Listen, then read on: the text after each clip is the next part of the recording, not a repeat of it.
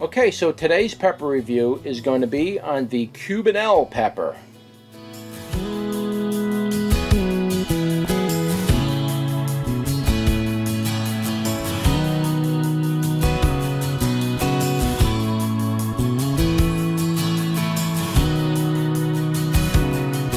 Alright, so let's take a closer look at this pepper that's supposed to be a Cubanelle. Well, this pepper's been on here for quite a while, and so normally the Cubanelles is usually a long tapered pepper, sort of like a Marconi, but maybe because this pepper's been sitting on here for so long and it's really just been a late season for the Cubanelle.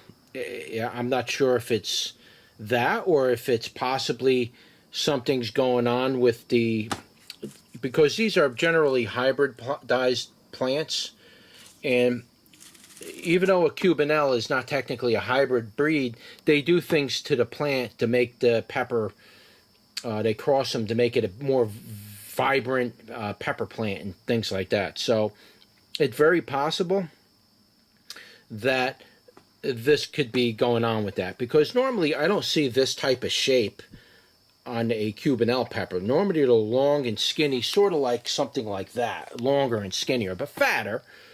But this is kind of unusual for this pepper, so I'm not sure if it's reverting back to the original parent, the mother, or what's going on exactly with it. But anyway, this is from these seeds, the Bonnie plant. So I bought the plant originally, and then I kept the seeds, and this is the third or fourth generation. It's either like an F3 or an F4 or something like that, or an F3, you know, something to that effect. So I'm not 100% sure if it's reverting back to it or what's exactly going on with this particular pepper. But as far as the plant identification goes, it's a waxy, smooth stem with a lot of ridges on it. Okay, it's not raspy or anything like that, but it does have a lot of ridges.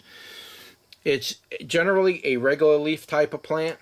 You can see here's another example. You're going to see these kind of big lobes at the back of the leaf. So it's generally a regular leaf plant.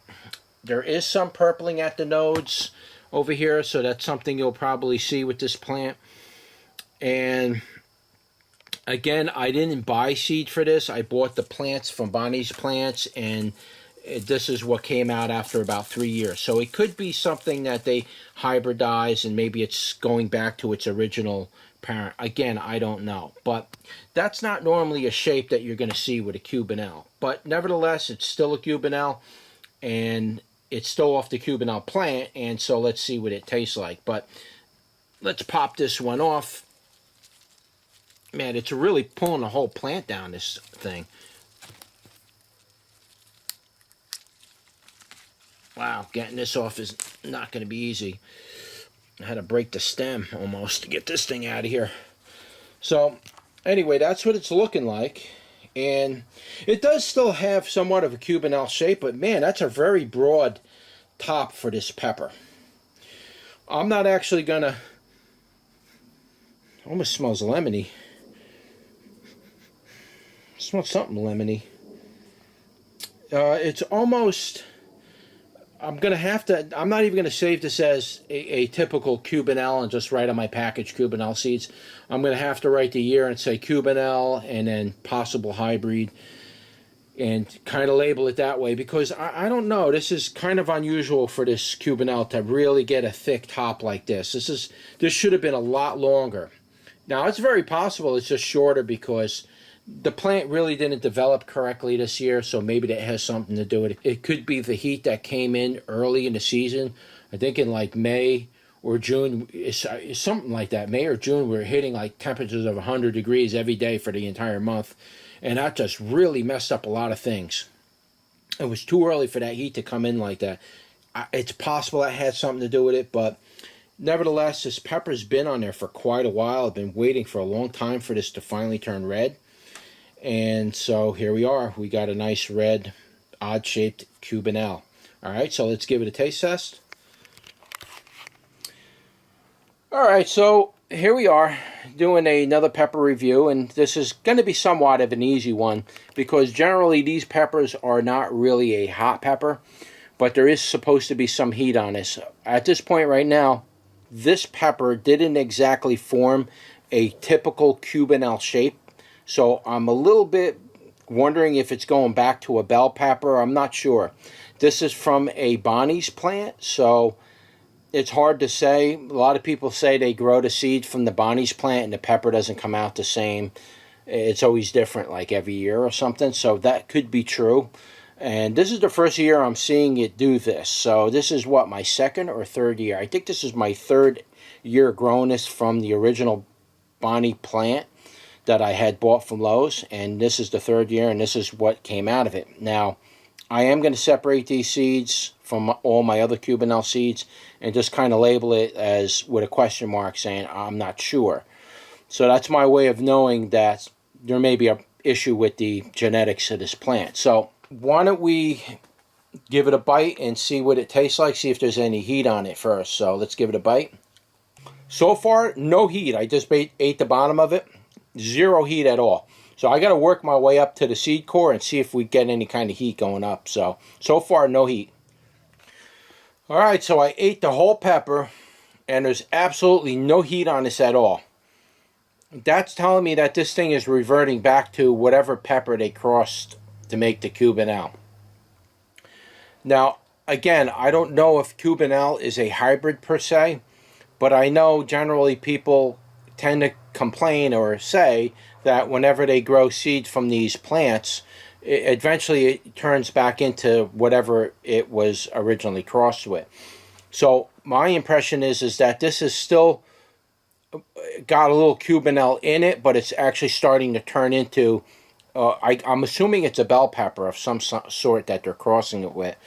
I mean, it was absolutely delicious. It was a sweet pepper. No heat at all, not even the slightest bit.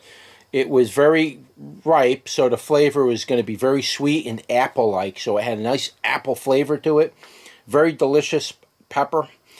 And, I mean, other than that, I mean, I really can't elaborate. Now, I am feeling a very slight bit of heat on my mouth a little bit. Very, very, very, very slightly.